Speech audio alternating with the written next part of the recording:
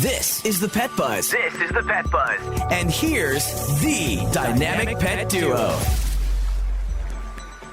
Our next guest is the Vice President of Public Relations and Communications at the AKC, or the American Kennel Club. We were really pleased to welcome Brandi Hunter to the Pet Buzz. Hello, Brandi. Welcome. Hi there. How are you? I always love it when Brandi comes. I know. She's always such a happy person. Great. Thank you. Okay, so Brandi, first question. Why does the American Kennel Club create the most popular breed list each year? Well, it's a twofold question. So one, we actually want people to know what breeds are popular, right? It introduces people to some breeds they may not have even thought about.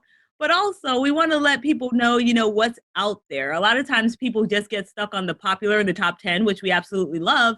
But there's some breeds that are in the middle that are pretty interesting. And sometimes people always want to know what's at the bottom, which is a rare question we get asked, but we get a lot of people asking about rare breeds. So it kind of gives people a scope of everything that's out there, even if they weren't necessarily paying attention. Oh. So how many breeds are there on the list? There are 197. We are going towards 200. We're excited. Thank God I'm not back in veterinary college. I know. I know. There's plenty more to memorize. Okay, so I guess you could say like clothing styles and baby names. The other day I was driving down the car and I listened to one of the radio guys saying that Sage is one of the most popular baby names. Yeah, so I've heard.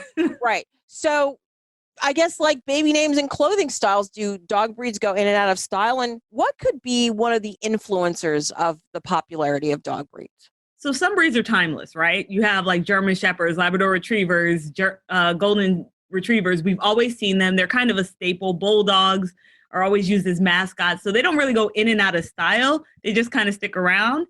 But some are more trendy. Like we see the Corgi. The Corgi is a contender for the top 10. It's not in the top 10 right now, but it's definitely coming. And the Frenchie, which has shot up the charts in ways we didn't even imagine. And some of those factors are really from like celebrities being seen with them, social media accounts, TikTok, Instagram. Those are huge influencers on dog ownership because those dog accounts have hundreds and thousands and in some cases millions of followers. So we have people asking about breeds because of Game of Thrones or because they saw the Wells Fargo commercial with the Rhodesian Ridgeback. And we're like, where did you see that?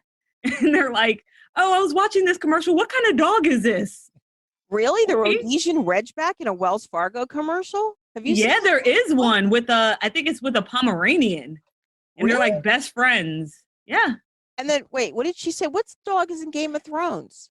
Well, it was a dire wolves, but people wanted to get huskies because they thought they looked like dire wolves, which was not necessarily the best idea because if you don't know life with a husky, you have to be prepared for that ownership. You have to be prepared for the shedding and the blowing of the coat and the energy level and all of those things And that chewing people up the crate, chewing their way out of a crate. Look, if you don't talk about a sporting event, I don't know what you're talking about.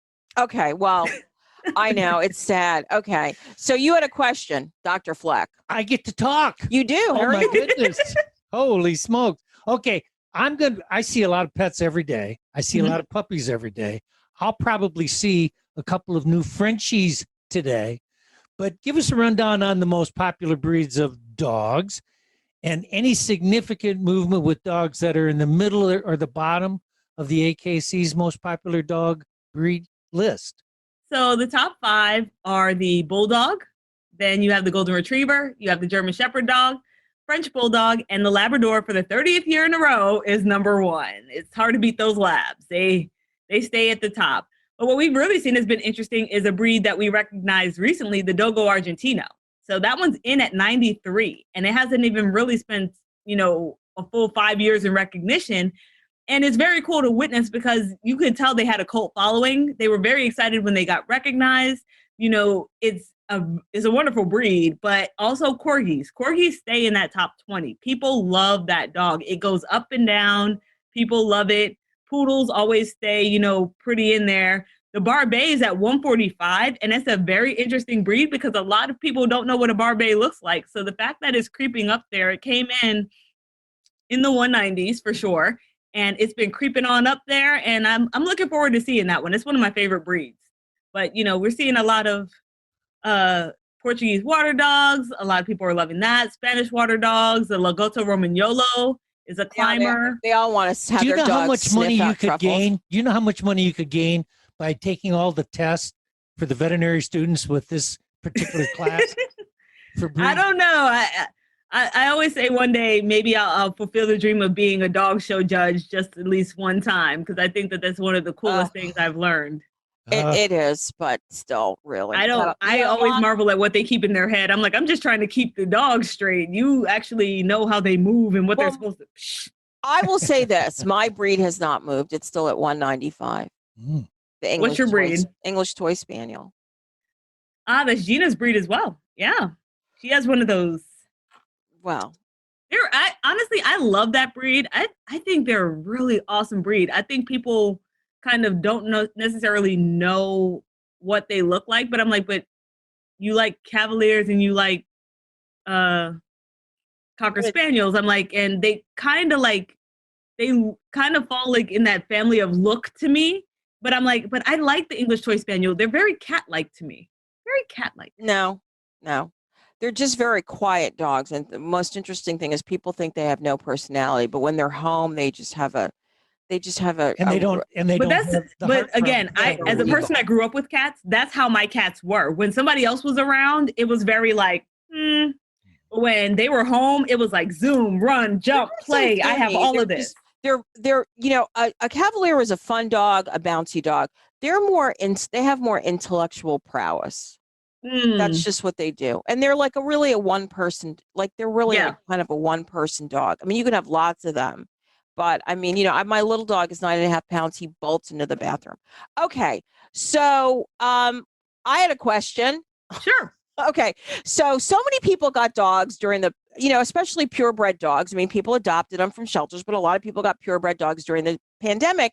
So one of the things that people always ask is, why should purebred dog owners register their dogs with the American Kennel Club?